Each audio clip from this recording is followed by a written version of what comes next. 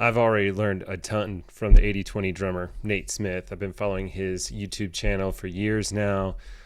He's got a unique presentation style. It's clear to me that he is very thoughtful about the way he couches ideas and explains things. He's thought about the profession, he's thought about the art, he's thought about teaching, and he's just a wealth of information in that regard. So I would highly encourage you to check out his channel, 80/20 Drummer, on YouTube. Also check him out on his Instagram feed as well. But we go through several things, from the mindfulness pieces to how we as drummers think about ourselves, how we find a voice, the utility of the internet, and how drummers can find their voice, from insta drumming and insta choppers to content creators or teachers, or however you decide to put your art out there. It's a really exciting time to be a drummer, and so utilized in the appropriate ways, it can be super helpful. But anyway, I learned a lot again just in this conversation. I think you will learn a lot too. And so, yeah, enjoy. Thanks so much for doing this. It's been an interesting path for me. Like, I mean, obviously being aware of podcasts forever at this point and following you for a long time now, and, getting so much benefit and value from some of the courses that I've taken with you. So it's very meta for me now to be interviewing you right now instead of your tongue lashings about my performance on the drum videos, so always so harsh. So no, but I kid, but yeah. Yeah. No, I'm a ball buster. I take most of my coaching from J.K. Simmons on Whiplash. Right, of course, yeah. Well, yeah. So, and one of the things that drew me to your YouTube channel and your style in general was the conscious thought about how you present your material, how you present learning, the mindfulness aspects. I mean, you talked a good bit, maybe just a couple of years ago, about mindfulness practices. You're big into, is it jujitsu? Or are you doing ninjutsu these days, or martial arts in general, right? Like the discipline, the mindfulness, all that stuff kind of ties in. And so that drew me, because there are a lot of drum content creators and a lot of good ones, and it's all helpful. But, I started just kind of sticking with your feed for the longest time, because of that. So, yeah. So I think it works really well for the drummer mindset. I mean, gosh, like you've definitely got it wrapped up, I think, in a lot of ways in your YouTube channel. I appreciate that. Can I turn the tables for a sec? Because you know how it is, first person, sometimes it's hard to be completely aware of how we're landing with people. So what do you think made my channel, my stuff, unique from other drummers? Because when I'm making the content, I'm just sort of going with my gut, Well, kind of what I was trying to convey was like so many of the principles as far as, let's see, well, you talked about like just the meditation and all those kinds of things, but also, kind of trying to be specific about some of the things that I recall you coming in with. And I'm thinking about it too. I'm like, yeah, like what, in other words, I'm thinking, what can I bring to the table that's resonant with the theme of your podcast, that's also sort of unique to me and draws on my experience? I guess a few things come to mind. Like, I think maybe my journey through having gigged in the analog space and then sort of become frustrated with that, and one of the early movers retreating to the internet, although people came after me and did it better and bigger. But I think that gave me a deep skepticism of a lot of the status markers that other musicians maybe still cling to. So like, I have a really deep disinterest in signaling how good you are by how many gigs you have. And even though this will sound hypocritical at this point, like by what endorsements you have, etc.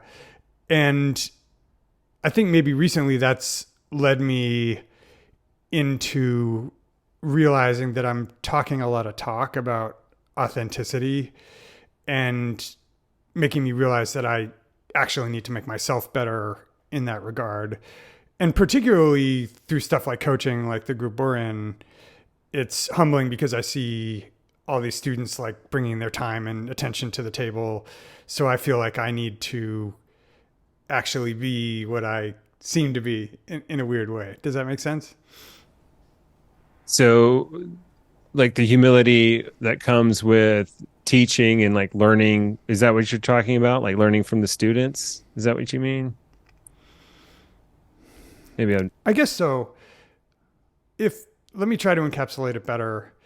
It's a little like when you first start a YouTube channel or something, you're sort of just shouting into the wind. You don't really know if anyone's listening.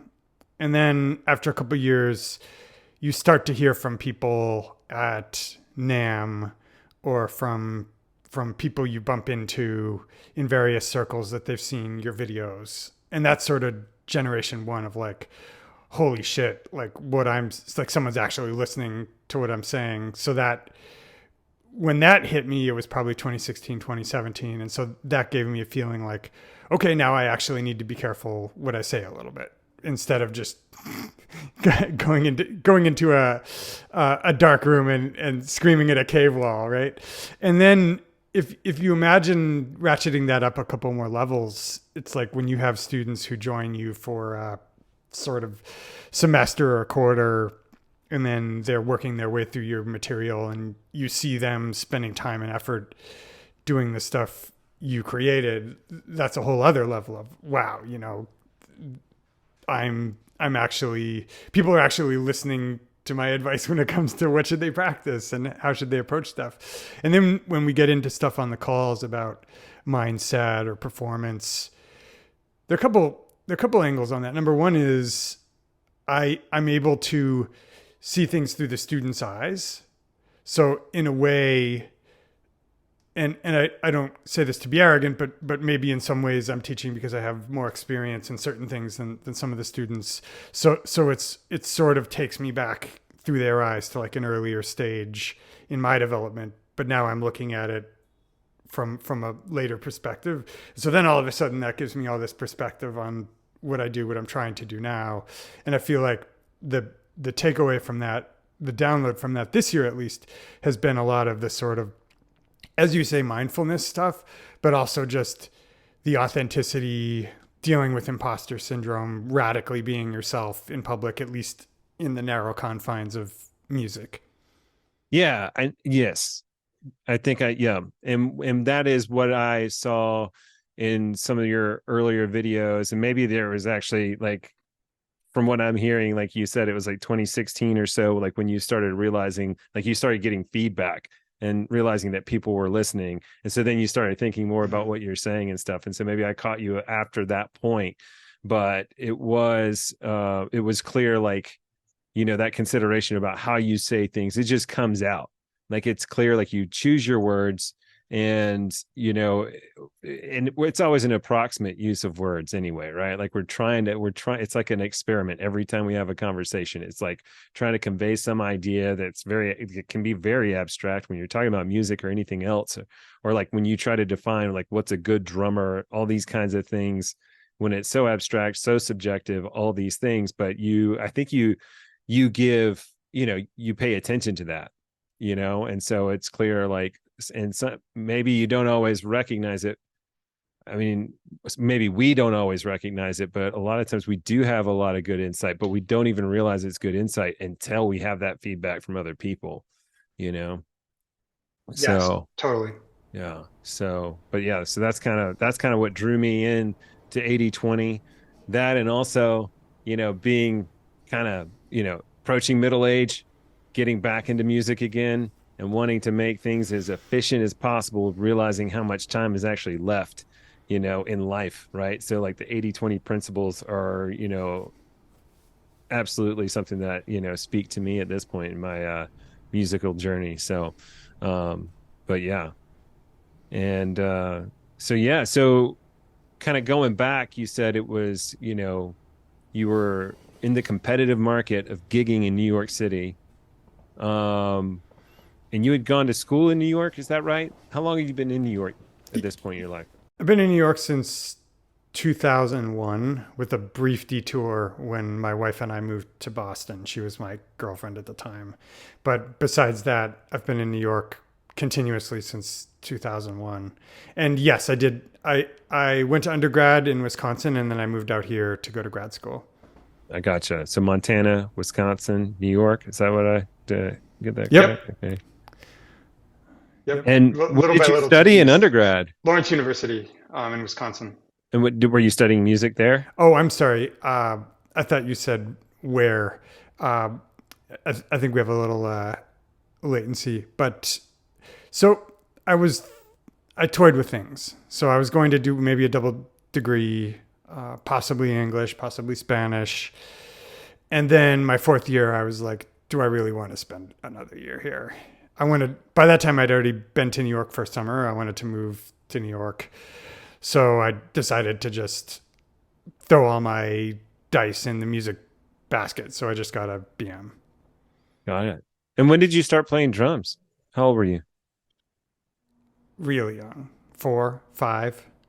So it was one of those playing on pots and pans things until my parents finally relented and got me a little drum kit. But I should say,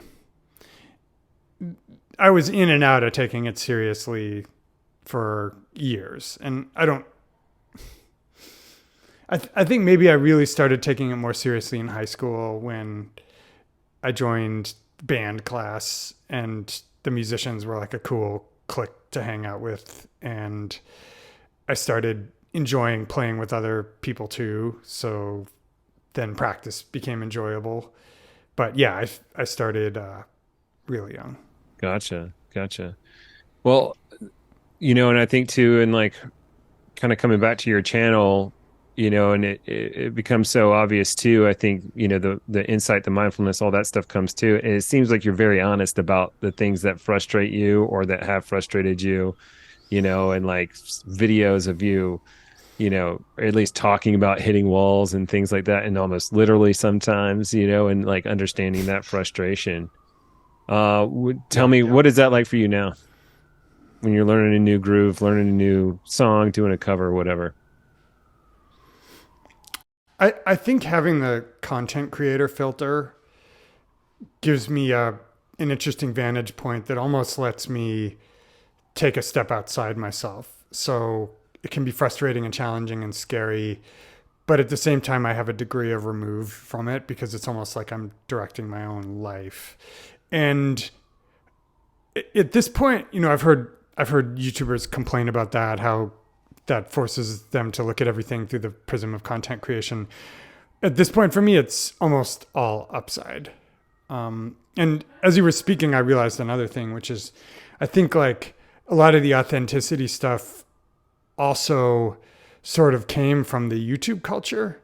And then maybe I started trying to live it more literally. But there is a whole genre of YouTube stuff where it's people subjecting themselves to challenges and being honest about their foibles. And for some reason, I think that just translates really well in that medium. It's like people don't come to YouTube to watch like super glitzy Hollywood level production where everything purports to be perfect. They come to see the human side of things. It's information. It's like, how do you do this? But then it's also watch this person who is maybe an avatar for me. It's an everyman and every person struggle through this thing. So that was sort of baked in when I was watching people like Alex, the French guy cooking, or Casey Neistat, or some others, taking that and applying that to the drums. But then it just so happened that was also a great way to practice music and approach practicing music. And I think you had spoken about this a little bit before on one of your posts. Like you started seeing your drumming technique or started feeling more confident like after, and one of the things that you teach us in your courses is to take video of yourself. Were you when you started Mhm. taking video of yourself, was it to create content or was it just a practice Mhm. tool? Okay. So, yeah, I think there's a story about this that probably dovetails almost perfectly with the narrative you were anticipating. So I'm happy to be able to deliver that to you. But when I think it was the late 2000 aughts, and I was frustrated with the gigging scene in New York. And I it took 2 or 3 years until like a decent camera came out and I got my first little Canon PowerShot. This is before even like high resolution smartphones. So I'm just like, I just want some kind of camera. YouTube had been around for a couple years. So I'm like, once I have the camera, some kind of mic, it was probably this very Zoom H2, then I can start putting stuff on the web and then I can cut the tether with this sort of zero sum brick and mortar gig um, sycophant scene that I saw happening in the analog world in New York. And that's when I realized that a lot of my playing was whack. Listening back to some of those first recordings, I'm like, let me just record a drum cover. I'll show them. And then I'm listening, like, oh, okay, that's not so great. And so then, so started the journey to try to make what came out of the recordings match what I was hearing in my head and feeling when I played. Now there are still occasionally unpleasant surprises, but they're just fewer. So it feels like approaching the asymptote of nothing's ever going to surprise me. But of course, we'll never get there. There'll always be something. Yeah. Yeah. Hopefully. Well, yeah, I think that's so fascinating. It's something that I've just now started learning, like with this practice, just started this podcast. I've got like 7 other interviews in the can. Still got some editing to do on some of those, but I just launched, right? It's actually, I'm trying to load right now. It's taking forever to load my first episode. And so just provide, like, it's a good practice, like doing the intro to the podcast. Like, I've been more honest about like where I've been in that short 2 minutes than I have for a long period of time, right? Like, so before this, as everyone in my audience knows, like practicing psychiatry as a physician assistant, here locally and in private practice, and there's like this veil, that that's either perceived or nurtured by the professional, right? Like, but the whole idea, like if you're, you don't always have to play the blank canvas, but so oftentimes like it's not helpful for your clients to really know so much about you, and it's not necessarily helpful for you either. And so it's an interesting dynamic that goes on, but there's enough, ambiguity in it that's where, in part, that's where some of the objectivity comes, and what can be helpful when you're trying to apply some science to such an abstract healing process of like therapy, right? um but you tend to like hold your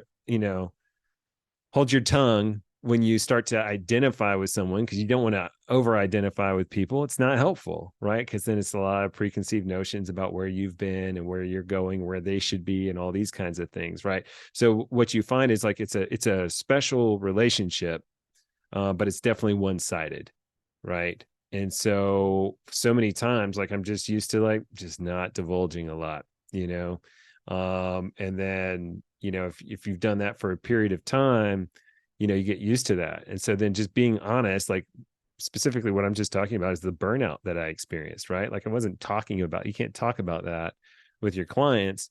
But there's also like this other level of like shame that comes on and all these kinds of things, until you just realize, like, if you're not following your interests and whatnot, and what fills you up, then it's not helpful for anyone. So like kind of breaking free of that and starting to realize like there's some freedom in just being that honest and being more transparent. It makes life a lot easier. It's I mean, what you described as far as like that honesty of like, and how people want to see something that's real. Like, we've got 2 little kids running around the house. It's almost the same. Like, they're watching your every move, so you're like automatically thinking more about what you're doing, and especially when they're around. But yeah, a lot of benefits with that. Yeah. And listening to you recount that story about practicing psychiatry, it also it also puts in perspective how freeing it feels to be at least an aspect of yourself on film, camera, whatever. Yeah, and it isn't to say that I'm not grateful to be able to do that in general, but there's nothing like a context in which you have to edit yourself to contextualize situations where you have freedom and sort of make you appreciate those more. And I should say, for the record, I don't think it's completely true to say that I'm 100% my honest, unvarnished self on the channel. I mean, do I occasionally substitute a better take for a worse take? Yes. and obviously, yeah, I think from the many facets I record, the stitching together probably produces a cooler seeming version of me than I would be 100% live, and no one knows that better than my editor. It's like he'll send me back videos and I'll be like, wow, I'm really cool, and then I'll tend to forget all the stupid stuff that's on the cutting room floor. Well, I mean, a touch of narcissism is important. It's what keeps us integrated, and it gives us self-regard too. Like typically, most folks, like depending on where you're at, might check the mirror before you leave the door, before you leave the front door. So something that I was thinking about just before we started this call, like I've talked to so many different drummers and about finding a voice, right? Like so often if you're gigging or if you're playing in a band or whatever, oftentimes you find yourself as the drummer for hire. A lot of bands go through drummers pretty quickly for various reasons. And you're so used to, I mean, everyone listens, right? Like every musician listens, but few people have as much power that cover the same sonic range, like from lows to highs, that can really drown out almost any soloist with with whatever instrument they play as the drummer, right? So it's a lot of power, it's a lot of responsibility, right? And at the same time, usually in the back and at different points, maybe looked at as more of like the timekeeper or just someone to just be, to support the music and not as much a participant in the exploration of where folks go. And then there's stories, right? Like Jack White, I say this often, but I just find it interesting. Like he started life and his first interest was drums, and then he talked about moving to guitar because he knew like he wanted to have a voice, and he knew as a drummer it would be a lot more difficult. But what seems to me now is like, I mean, at least for my feed, however the algorithm works and however I, click likes and subscribes and, follows or whatever, it's a bunch of drum content, right? And so now it's like all these drummers are now having, like, they're creating their voice here, which is unique. Yeah. It's that, what's his name? Marshall McLuhan, who said the medium's the message. But yeah, and actually David Byrne talks about this in his book too, which I wouldn't have heard of had my dad not sent it to me for my birthday. But CBGBs produce the sound of the Talking Heads, right? Like they sound the way they do. They sound different than a Gregorian chant choir because Gregorian chant was composed for really resonant spaces. So you needed consonant intervals like fifths and octaves. And I don't think it's super crazy to say that the internet and social media created the same thing, where in the context of a band, pre-Instagram or pre-YouTube, when your only way to shine was get a great gig and wait for 1 to the 2 minutes out of an hour-long concert when the camera would focus on the drums, then it was one type of thing. And there was that conundrum where, yeah, how do I really have a voice if my responsibility is to play behind a singer and behind a band? And I suppose some of the oldsters would say it attracted a certain type of person and it had a certain type of humility associated with it. And now the medium where a lot of people are creating is either as solo artists on social media or as band leaders. So things like Everything Yes, Zach's band, or Lewis Cole's various outfits, where they're creating the whole thing. So I think the medium has done away with some of that old conundrum, hasn't it? Yeah. Yeah. It seems like good things. I mean, do you like what does that do for the art, do you think? Hmm. So that's one thing I've considered a lot on the channel. And maybe one reason is that it seems like a lot of people have really not very well thought out critiques of it. Like it's 100% good, it's 100% bad. I don't think you're supposed to do that on mic, actually. I'll try not to motorbait. That's what happens when you give a drummer a mic and they put it in front of Right? their face. Right. Yeah, exactly. Yeah. I think on balance, it's been good for me. And I guess I would say there are a lot of positives that hardly anyone talks about. And there's some negatives too. I think the critiques from the musician side, like it encourages showboating. Mike Mitchell talked about how you shouldn't listen to someone for only 2 minutes. You should listen to them for 2 hours, because over 2 hours, speaking of authenticity, you need to show your whole self, because that's just so much time to fill. You're not going to be able to fake anything. Anyone can be interesting for 2 minutes, etc. So I think that's real.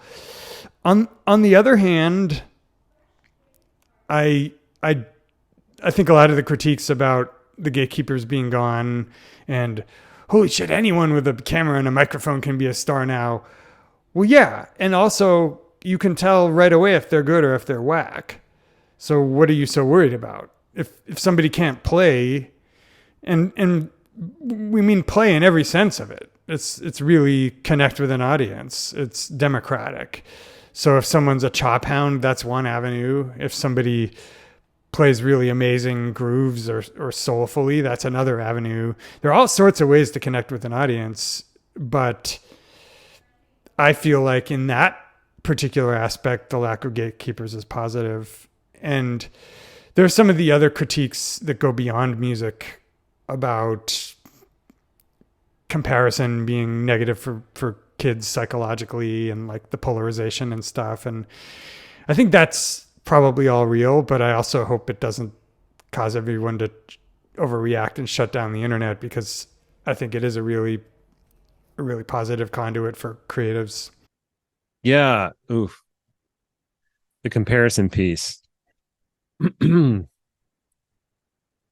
Yeah, I mean, so much has been given, so much thought and opinion has come out, especially like in the parenting world or, just in the culture in general about comparing and whatnot. And, it can be the source of a lot of suffering. And yet it's how our brains work, right? Like I tend to look at things from, oftentimes I try to look at things from the evolutionary perspective. And Daniel Kahneman, has an interesting forward in one of his books. It's called Thinking Fast, Thinking Slow. But in it, he kind of goes on to talk about like, gossip, right? And what that often is, on its face is, it's usually behind someone's back. There's a lot of judgment that goes on. And he used to, think about it. It's like, I would, just wish people would stop gossiping. But then in this forward, he talks about how he actually wishes people would improve the quality of their gossip, right? Yeah. Because really it's storytelling. It's where you learn, it's why some of almost immediately you hear about someone getting sick, or some with some fatal illness, and people are like, well, how did it happen?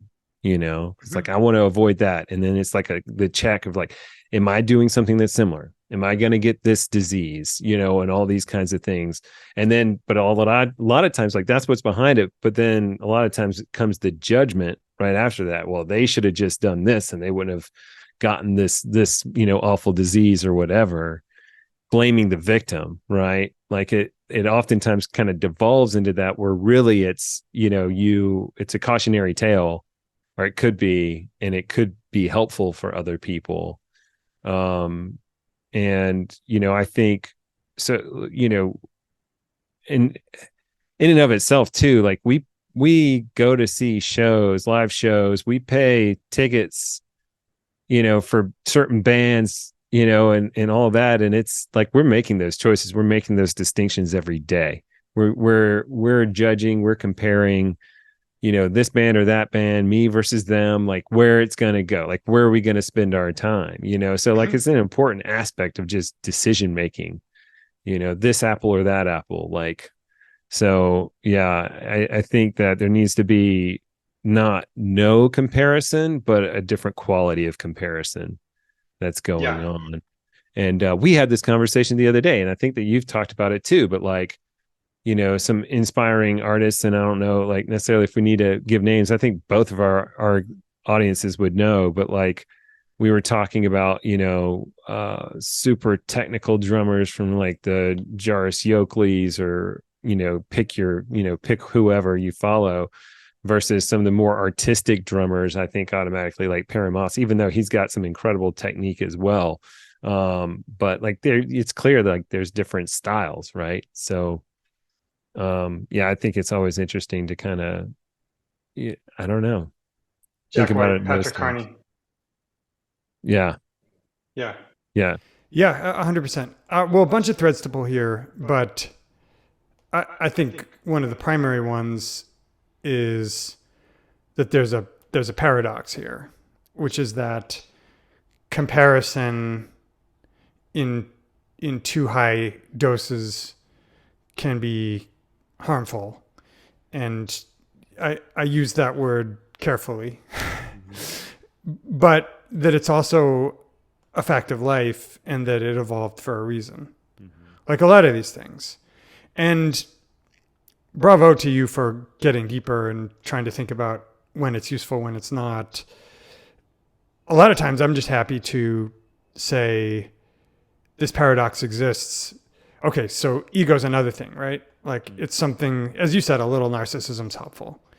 Like if someone's not checking them, like, yeah, we're not all trying to be Patrick Bateman, but if someone's literally never looking in the mirror before they leave the house, that's probably a signal something's wrong. Right.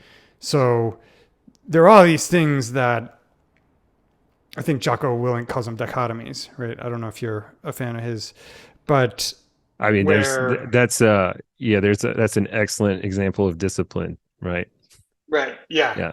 yeah, where on either extreme, it's not good. So there's a balance to be struck. And speaking of my voice on the channel, I think a lot of what I'm reacting to on the channel, wherever I'm commenting, maybe I'm writing about life on Facebook, is just these things that seem simple. Again, at the risk of sounding arrogant, they seem simple, but it doesn't seem like very many people are talking about them. So one big thing is, and this is, music is rife with this too, but it's these either or framings instead of making the meta, the fact that you need to optimize between these two conflicting things, the thing.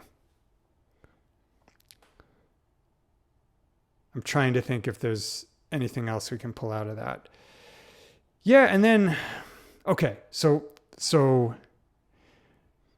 when's comparison helpful? Because I did a video a couple of years ago about drum sheds, and it's funny how whenever I do a video, even suggesting any kind of hierarchy or thinking about any kind of competition, I'll inevitably get negative comments like music isn't the competition, man. And there's a sense in which that's completely valid and completely correct. But I think a little competition probably is helpful as long as people keep it in perspective. I think the whiplash version of that is the malignant version, where it's like, yeah, let's make these people literally scrap for a drum seat until their hands bleed. Yeah, it is a tricky, subject, but I was just talking to this artist the other day, musician, local musician that made, started playing piano and singing and writing songs when she was very young, like 8 years old, and pretty early on made the decision to not pursue formal lessons, like was given that kind of freedom.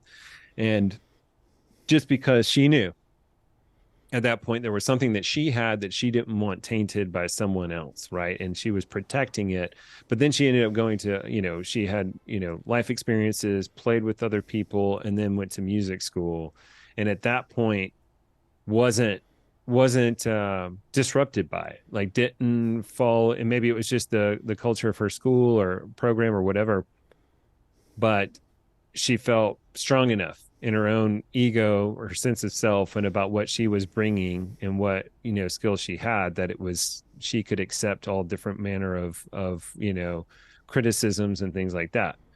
Mm-hmm. And so, I wonder, like, if you're getting a lot of people voicing, like, it's just music, there's no competition, like you say, it's fair, and it's so subjective. Um, but at the same time, when there are folks that there's there's a skill set that they're working forward, like working toward, and they know they don't have it, but they see it in others and they want to be able to do something like that. They think that it would be fun, interesting, add something for them. And so immediately we come down to the comparison and the judgment, Mm-hmm. So Yeah. Well, that's another paradox, isn't it? Because on the one hand, we get better by emulating our heroes. And especially early on, when we see people doing something artistically or technically that we like, there's for sure a big skills gap. And the way to bridge that gap is by practicing. I just think about somebody like Andy Prado watching Dennis Chambers videos of Dennis practicing on phone books with pillows under each arm and emulating that as a little kid. And now he's got the fastest hands in the West or whatever. So that's real. And on the other side of the paradox, there's a very real sense in which none of that matters. And it's just about expressing your authentic self to an audience. Except, so I struggle with this, but that's why I really like the language analogy. Where, and to be fair, I actually stole this from Jacob Evans. Check him out on YouTube or whatever. But he talks about words and sentences and phrases, and I think that's a great framework to look at things through, because we don't need to be Shakespeare in order to express ourselves. And there are a million different ways to express yourself, whether it's Hemingway or Steinbeck or whoever. Dickens, Hemingway and Dickens, like polar opposites, right? James Joyce. But you need to be able to speak the language. And for instance, in Spanish, which I'm sure I've talked about on the calls, I'm not at that level of proficiency, where the medium I'm using via which to convey my thoughts is an impediment. And it's not perfect, but I think that's my favorite way to approach that paradox, where you view learning on an instrument as developing the linguistic skills necessary to say what you want to say. And the problem there is you may not know what you want to say, and sometimes your grammar develops way faster than you're having any interesting stories to tell, and certain people seem like they're just old souls, and immediately, even in crappy grammar, they're sort of Cormac McCarthy, and there are all sorts of different ways that can go. But that's the neatest way to resolve that I've found. There was one other thread that you laid down that I thought was interesting, which mirrors something we talked about a couple of weeks ago on that sort of solo call when you were the only one who hopped on the coaching call, and you're talking about seeing a hiatus at Red Rock. Hopefully I'm not blowing up your spot. Don't stalk them, you guys. But it's the sort of early childhood development thing. And I think the analogy here is your friend who didn't want to take lessons early until she developed a little of her own voice. And I think probably a lot of us have experiences that mirror that. And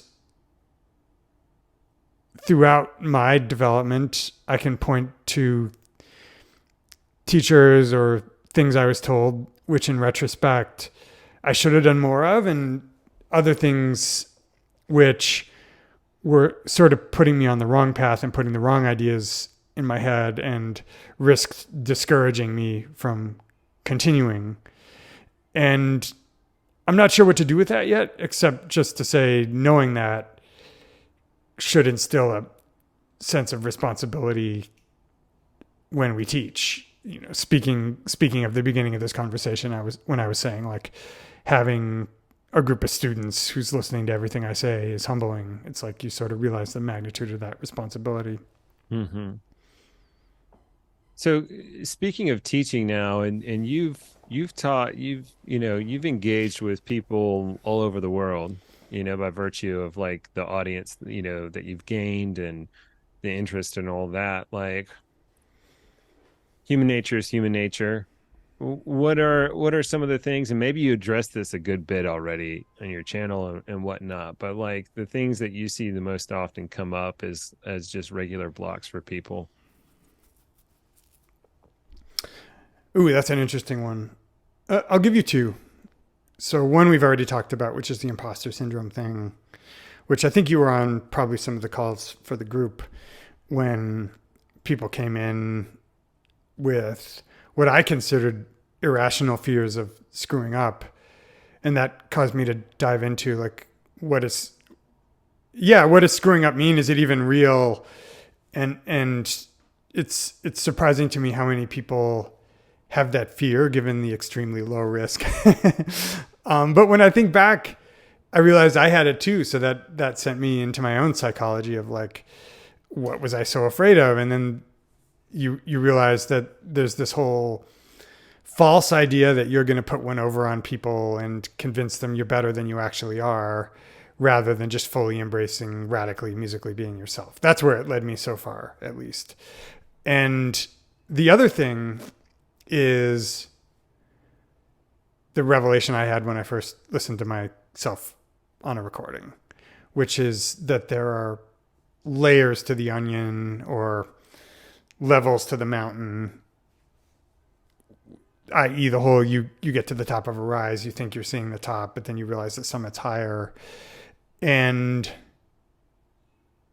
yeah, just peeling away those layers of the onion. And so that's a little like mindfulness, isn't it? Where you're just sitting with your eyes closed, paying attention to your breath. And at first there's really nothing to notice. And then there's a bunch of stuff to notice the closer you pay attention. And that's really, really true of things like playing in time and making a good sound on the instrument. And I'm hesitating to say playing clean because that sounds really clinical. That's the term I use on the channel. But maybe more like playing from a centered place where, just as if you're speaking language, you're saying what you intend to say and you're not just speaking gibberish. So yeah, the idea, I feel like one rearguard battle I'm fighting on the channel is just convincing people there are even things that don't meet the eye. Because there's a certain crowd who are just like, nope, if I've played drums for 2 days and I can't tell the difference, it doesn't exist. And that's sort of like saying, yep, there's nothing to see when you pay attention to what your mind's doing when you're meditating. And I think usually by the time people become my students, they're bought into the idea that there is a there. But it's still fun and interesting to see them along that journey of realizing, oh, this was a false bottom. I thought I was hearing things clearly. I just broke through and realized there's another layer, another echelon of how close attention I can play to my time. And yeah, so I would say those are two things that pop out to me. I think that kind of brings me back too to like just how much as musicians, especially, that look to participate with others, we I don't know, like we crave that feedback, you know. I think with drumming or with any instrument really, like it provides so much of that feedback that I think that we as humans are always looking for to get a sense about where we are, like that reflection that comes back because it is immediate. Hmm. That drumming, like especially you've got a snare drum that's just super sensitive, and like if you're doing ghost notes or whatever, like it doesn't lie. Like if you decide to engage with it, like it'll pick up everything that you're doing, or even sometimes it seems like you're just thinking about, right, depending on your tuning of that drum and the pitch and everything else. And there's a lot to explore there, but yeah, that instant feedback that helps us so much. And then also getting the look from the bass player, getting a look from the soloist or whatever, and when kind of you're in it.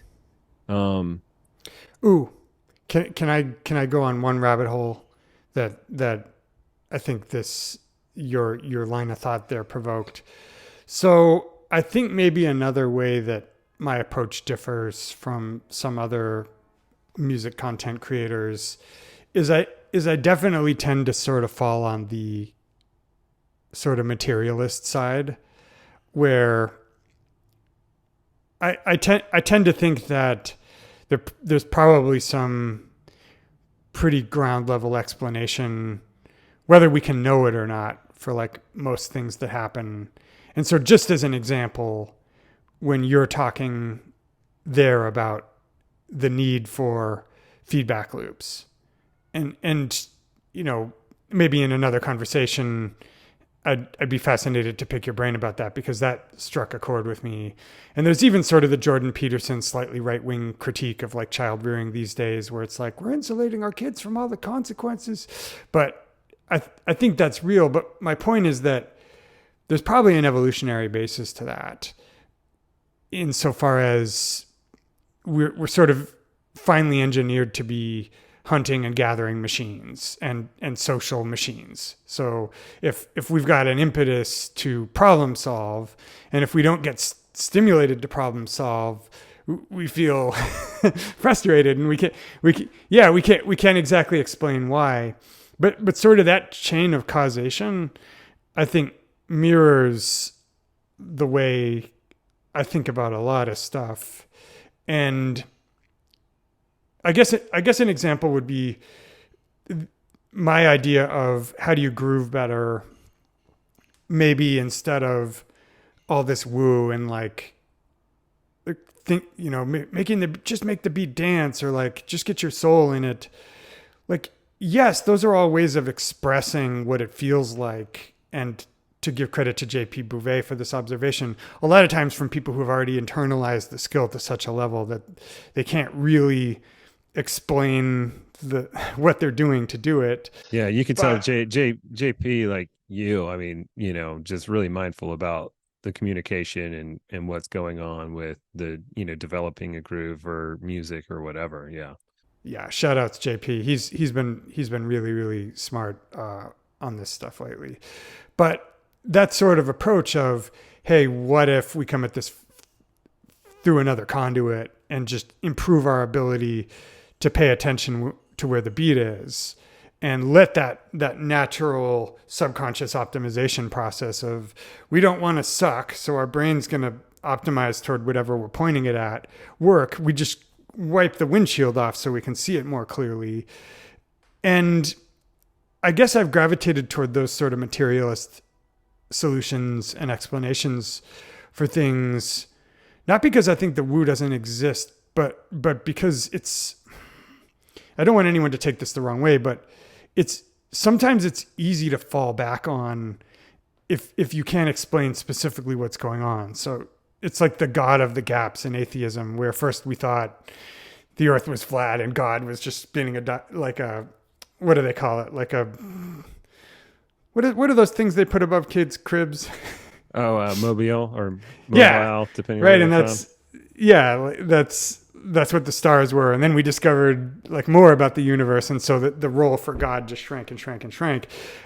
I think that, I don't know, and obviously as a meditator, it's probably a little difficult to hide that I resonate with a lot of Sam Harris's ideas, and not just him, but thinkers like him. Like I like the way they reconcile like things that are, there's an openness to like a lot of experiences that are ineffable and you can't put words to, and can only be felt and embodied, but at the same time not just knee jerk going for like this is your soul.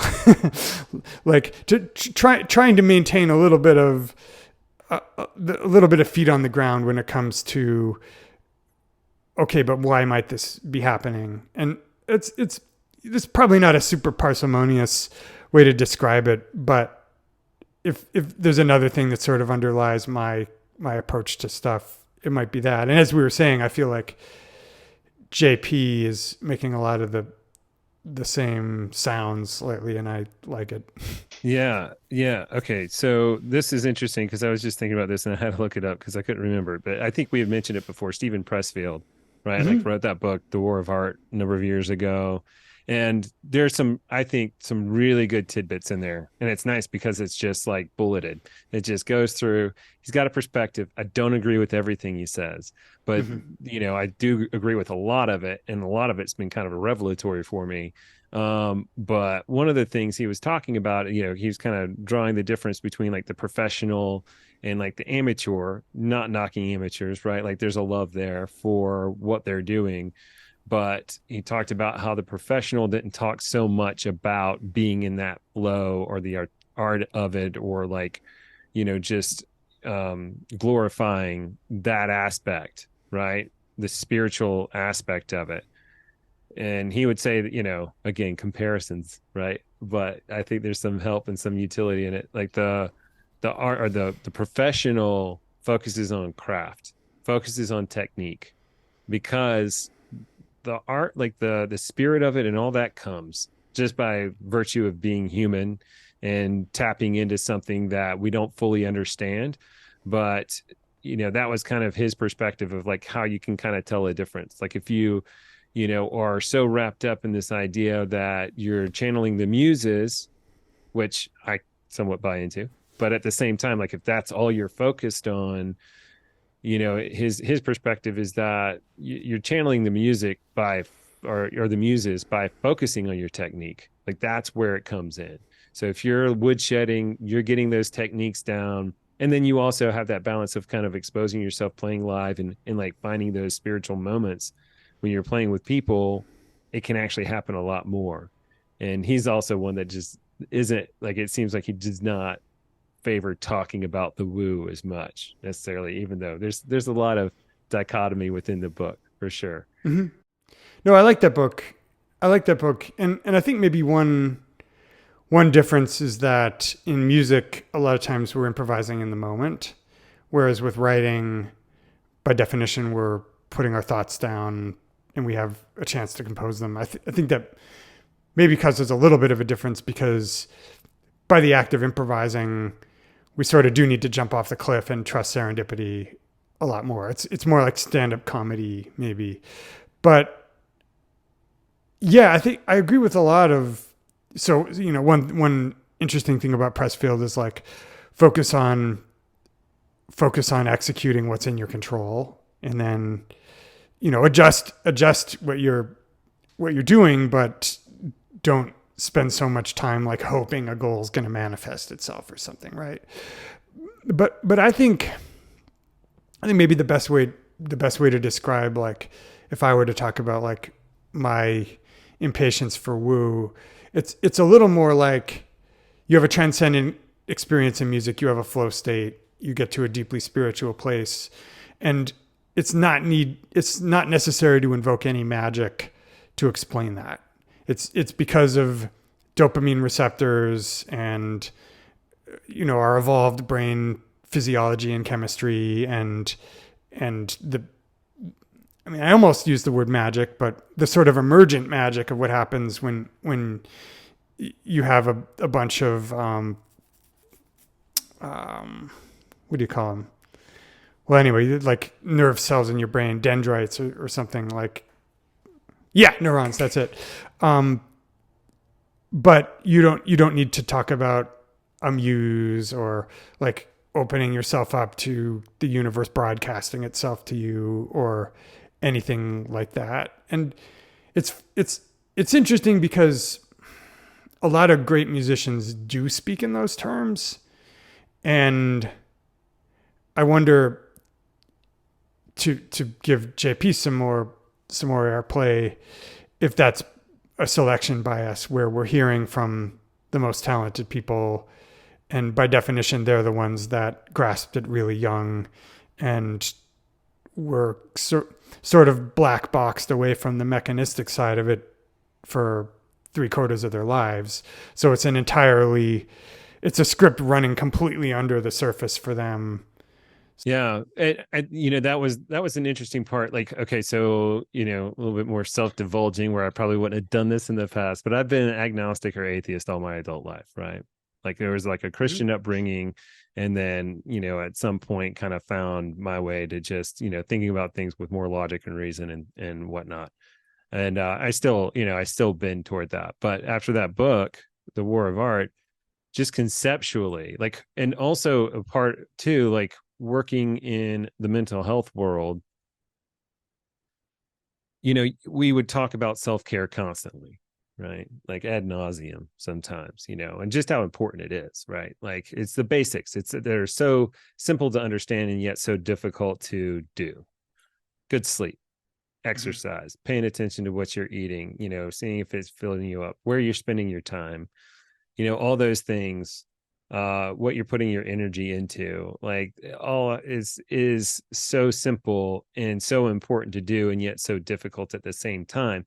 And also it's easy to kind of forget about self-care when you don't care about yourself, right? So like you're kind of working against it in that regard. Yeah, there's a negative feedback loop that happens there, isn't there? Right. Yeah. And so, yeah, absolutely. And that's why, like in a lot of the recovery world and whatnot, the higher power is one of the key things. And honestly, for a long time, that was like, wow, I was kind of not always, and I know it was a turnoff for a lot of folks in general to like pursue like step work and all that kind of stuff. But so I started thinking about it conceptually, not in some way that's like, as ritualistic or real as it is for a lot of folks that are very spiritual and religious. But like when you conceive of the muses and like when they come in, it all comes down to that self-care, but it's for serving something bigger than yourself. And so that's where Yes. I think a lot of It's a way folks to really bootstrap benefit. that. It's a It way to is. bootstrap that feedback loop in the other direction, which is one reason why I used to really resonate with Jordan Peterson before he went off his fucking rocker. Come back, JP.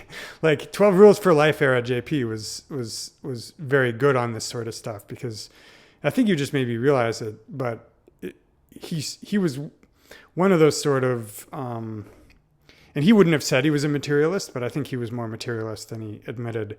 But he was looking for those sort of materialist utilitarian explanations behind a lot of the religious practices. And in a way that made me a lot more open-minded to religion and spirituality myself. I mean, I'm like, hey, even if I don't believe it, like, and I don't mean this in like a derogatory way at all. Like it's definitely serving a purpose. There's a reason why it evolved in humanity, and it's serving a purpose for a lot of people. Yeah. Right. Right. Yeah. And it's also just good. I mean, because that's what we do. Like that's part of what our cortex does is building these models, right? That's what makes us human. And so then thereby building the story. Right. Yeah. And so it's always been there. And it's just kind of interesting to see. I find it fascinating, just the similarities between cultures that were divided by geography and time and how similarly they all seem to follow a similar storyline. in some regard. Like if you're studying Greek mythology or from any part of the world, I find it fascinating. But yeah, it's still like, the fundamentalist is going to bring it down, or, and I don't mean to, this sounds accusatory, but because I've been a fundamentalist in my mindset before. So I think we all Hmm. have that capacity, right? Like if there's been some big assault in our life, some trauma or whatever, like we go back to basics. That's what I mean. Like the fundamentalist kind of,